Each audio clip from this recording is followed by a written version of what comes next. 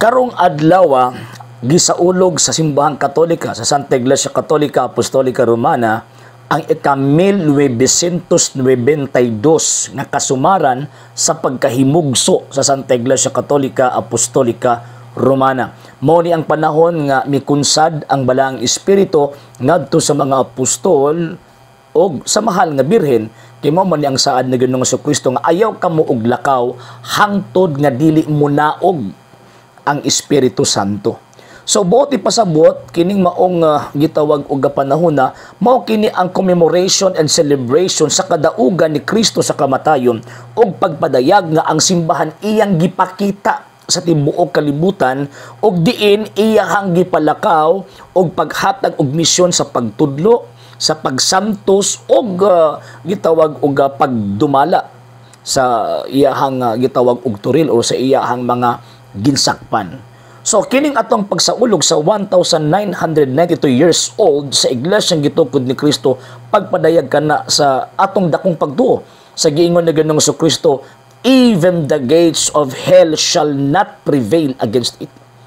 Bisan ang gangaan sa impyerno dili gyud makabuntog. Sumo nang iyang edad ni abot nag 1992.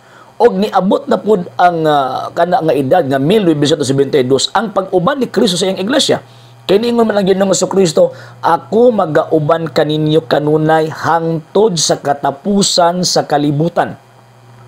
So pag-ingon niya nga I will be with you always till the end of time, ang term nga always buot ipasabot nga walay segundo, walay minuto, walay oras, walay adlaw, walay simana, walay bulan, walay tuig nga muhunong siya sa pag-uban sa iyang iglesia. Kanunay siyang muuban sa iyang iglesia ano man kay ang pinaka main purpose and objective sa simbahan nga iyang gitukod 1 Timothy chapter 2 verse 4 mauman ang kaluwasan. So aron kining maong iglesia mabuhi sa kanunay from the 1st century AD, from 33 AD until karon nga 2025 mo lang siya mismo ang nagahatag og kinabuhi ni ining maong simbahan na. Mo nang iyang edad ni abot nag 1992. Mo na ko na ay mga nagpatuo-tuo nga mga sekta mingon sila kami gitukod ni Kristo. Nya edad sila ng iglesia 500 years old, 400, 300 sa pa 100, napay 50 years old, napay 30 years old. Bugos na. Mga piki na. Nga naman kay ang edad sa iglesyang gitukod ni Kristo 1992 o kanang maong iglesia nagikan sa Jerusalem, wala nagikan sa Amerika.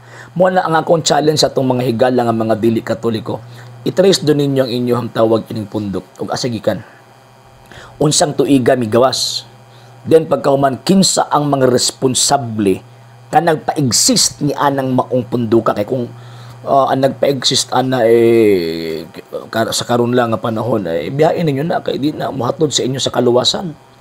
Impyerno ang inyong dangatan kung diha mo magpadayon anang punduka kay sigurado magyud na tao ray gatukod. Kung tao ray gatukod ana buto ko ipasabot lonlong tao dili manluluwas, buti pasabot kung mga matay mo di na makadupa. Di na makadupa sa inyong kalag atubangan sa Dios. Kanang inyong mga pastoy di na makadupa atubangan sa Dios.